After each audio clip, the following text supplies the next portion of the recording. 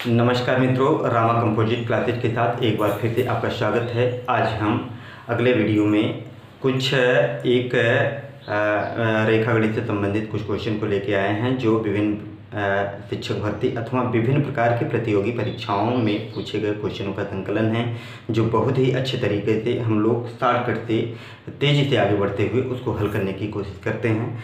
देखते हैं, पहला क्वेश्चन दिया हुआ है 55 डिग्री का पूरक कोण। 55 डिग्री का पूरक कोण की बात किया है तो हम लोग कोट पूरक कोण की बात करते हैं। तो 55 डिग्री का कोट पूरक पूछा है तो कोट पूरक कोण के बारे में हम लोगों ने पढ़ा है कि दो ऐसे कोण जिनका योगफल 90 डिग्री होता है उसे कोट पूरक कोण कहते हैं। तो यहाँ लिख लेते हैं उस सवाल को 55 डिग्री का कोट पूरक कोण, कोट पूरक कोण। अब ये समझिए, यह मान लीजिए माना x 55 डिग्री का कोट पूरक कोण है। अब x और 55 डिग्री का योगफल अगर 90 होगा तो ये 55 और 90 एक दूसरे के कोट पूरक होंगे। हम देखते हैं, ऐसे कर लें, x प्लस 55 डिग्री बराबर 90 डिग्री। कुछ लोग सोच रहे हैं कि आखिर 55 में हमने x को क्यों जोड़ा। तो आपको बता दें, दो ऐसे कोण जिनका योगफल 90 डिग्री होता है उनको हम कोट पूरक कोण कहते हैं। तो इसीलिए x डिग्री और 55 डिग्री को जोड़ के 90 डिग्री के बराबर कर दिए। अब यहाँ से x रख लिए और इसको पक्षांतर कर दिए तो 90 डिग्री माइनस 55 डिग्री, यानी x बराबर घटा दीजिए 5 हो गया और यहाँ बचा 4 यानी 3, 35 डिग्री। यानी ये 55 डिग्री का जो कोट पूरक कोण होता है वो 35 डिग्री का होता है। समपूरक कोण में क्या होता है, दो ऐसे कोण जिनका योगफल 180 डिग्री होता है उसे समपूरक कहते हैं। इसलिए कोट पूरक और समपूरक में कन्फ्यूजन ना होने पाए, इसी में बार बार कन्फ्यूजन होता है, तभी क्वेश्चन गलत होते हैं। अब अगले क्वेश्चन की तरफ हम लोग बढ़ते हैं।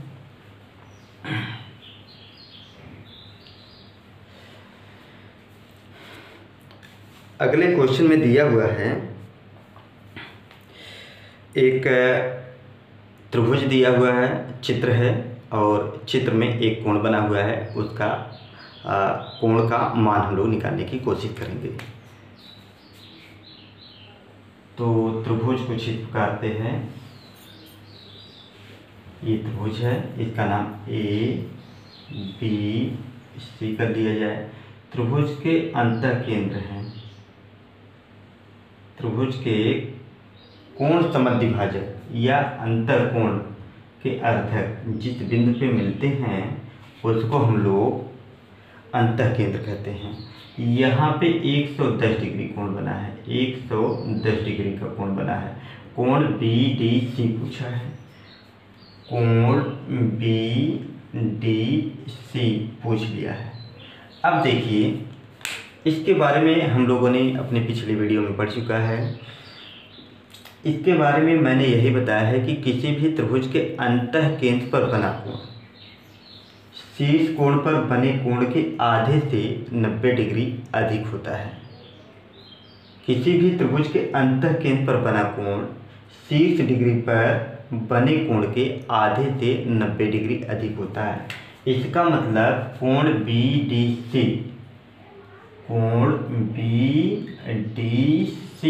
बराबर 90 डिग्री प्लस कोण A/2, विच इम्प्लाइज कोण BDC बराबर 90 डिग्री प्लस A का मान है 110 डिग्री, 110 डिग्री बटे 2, विच इम्प्लाइज 90 डिग्री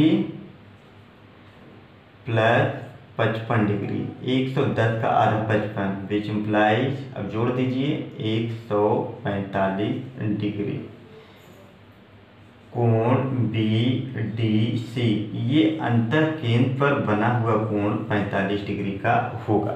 इस तरह से केवल एक लाइन में या दो लाइन में हम लोग ऐसे क्वेश्चनों का सलूशन लिख सकते हैं। जब आप पिछला वीडियो देखे रहेंगे और ये सब ट्रिक जानते रहेंगे तो आसानी से कर लेंगे, नहीं तो आपको टाइम लगेगा।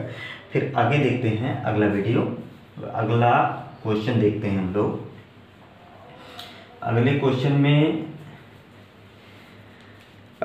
में है कि दो कोट पूरक कोणों का अनुपात 2:3 है। दो कोट पूरक कोणों का अनुपात 2:3 है, तो उन कोणों का मान बताइए। तो कोट पूरक कोणों के बारे में हम लोग पढ़ चुके हैं, फिर एक बार दोहरा लेते हैं। तो ऐसे कोण जिनका योगफल 90 डिग्री का होता है उसे कोट पूरक कोण कहते हैं। कोट पूरक कोण बार बार आ रहा है, तो आपको बता दें कोट पूरक और समपूरक बढ़िया से पढ़ लीजिए, कोई भी समस्या नहीं होगी, आप क्वेश्चन आसानी से हल कर लेंगे। तो यहाँ दिया है दो कोट पूरक कोणों का अनुपात 2:3 दिया है, ठीक है। मान लीजिए कि दोनों कोण 2x और 3x है, तो माना दोनों कोण 2x व 3x है। जब 2x और 3x है तो इसको हम लोग 2x + 3x लिखेंगे। 2x + 3x = 90 degree. ऐसा क्यों कर दिए भाई, इसको जोड़ क्यों दिए? क्योंकि कोट पूरक कोणों का योगफल 90 डिग्री होता है, तो दोनों का योगफल हम लोग 90 डिग्री कर दिए। अब जोड़िए, ये हो जाएगा 5x = 90 degree, which implies x = 90 degree upon 5। ये हो गया 18×5 = 90, 18 degree, which implies x = 18 degree. ये x का मान तो 18 डिग्री आ गया। अब देखिए पहला कोण 2x है, पहला कोण 2x है, यानी पहला कोण 2 × 18, यानी 18 दूना 36, यानी एक कोण 36 डिग्री का हो गया। अब दूसरा कोण निकालने के लिए 90 में से 36 घटा दीजिए, या तो 3x में। दूसरा कोण जो है 3x = 3 × 18, which implies 18 × 3 = 54 degree, 54 degree. आप 54 डिग्री और 36 डिग्री जोड़ेंगे तो 90 डिग्री आएगा। तो 36 डिग्री का कोट पूरक कोण 54 डिग्री होगा और 54 डिग्री का कोट पूरक कोण 36 डिग्री होगा। बहुत ही आसान है ये क्वेश्चन। आगे हम लोग देखते हैं।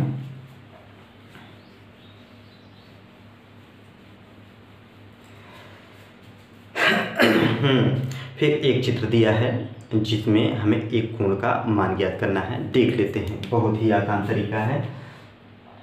तो त्रिभुज है,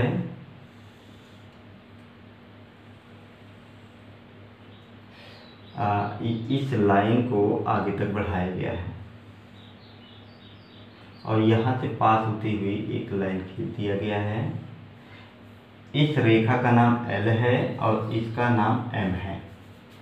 यहाँ पे दिया गया है, नाम लिखते हैं हम। A है, B है, C है और इस कोण का मान थीटा दिया है, इस कोण का मान 60 दिया है और इस कोण का मान 80 डिग्री दिया है और इसका x है और यही x को पूछा गया है कि x कितने डिग्री होगा। ध्यान दीजिए, ये क्वेश्चन बहुत ही बढ़िया है। ये दो तरीके से लगेगा, लेकिन हम लोग ज़्यादा टाइम ना लेते हुए एक ही तरीके से हल कर लेते हैं। एक चीज़ देखिए, यहाँ पे देखने को मिल रहा है कि कोण 80, यहाँ पे L और M समांतर रेखाएं हैं। L parallel to M, L और M समांतर रेखाएं हैं। तो जब दो समांतर रेखाओं को एक तिर्यक रेखा काटती है तो एकांतर कोण बराबर होते हैं, संगत कोण बराबर होते हैं। तो इसके एकांतर में ये होगा, यानी ये भी 80 डिग्री होगा, ठीक। यानी कोण C बराबर कोण LAC, LAC क्या लिखेंगे? एकांतर कोण है, एकांतर कोण है, एकांतर कोण है। अब देखिए, यहाँ 80 हो गया, यहाँ 60 हो गया, यहाँ ये पूरा एक बिंदु हो गया। एक बिंदु के एक ही तरफ बने कोणों का योगफल 180 डिग्री होता है, यानी इसका योग धन इसका योग धन इसका योग 180 डिग्री होगा। अगर इसको हम P मान ले तो यहाँ हो जाएगा कोण PAB, यानी PAB 60 डिग्री प्लस कोण BAC प्लस कोण CAL बराबर 180 डिग्री, क्योंकि किसी बिंदु के रेखा पर स्थित बिंदु के एक ही तरफ बने कोणों का योगफल 180 डिग्री होता।